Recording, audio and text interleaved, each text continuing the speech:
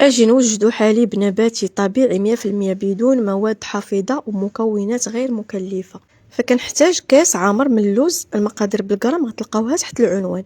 كنفرغو في بول وكنقعو او كنرقدو في الماء اللي يكون بارد غير من الروبيني او الصنبور، كنخليه 4 أو 5 السوايع او ممكن يبات ليله كامله.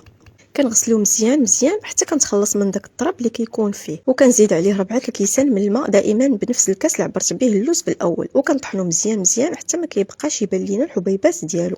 وكنفرغوه فوق زيت ديال حياتي او الكتان وكنصفيه مزيان. طبعا الفائض اللي تبقى لينا ما كنرميوهش، كنوظفوه في طورطه او كيك، وهكذا كيكون الشكل والقوام ديالو كيجي لذيذ لذيذ بزاف وغني بالفيتامينات، خاصه بالنسبه للناس اللي عندهم حساسيه من ماده اللاكتوز اللي في الحليب الحيواني. وهذا كيبقى نباتي وصحي. وللاشاره بالنسبه للماء انا استعملت ماء معدني طبيعي. هكذا باش تكون الوصفه كامله مكموله. كنتمنى الاقتراح ديال اليوم عجبكم وتجربوه، وبالصحه والراحه.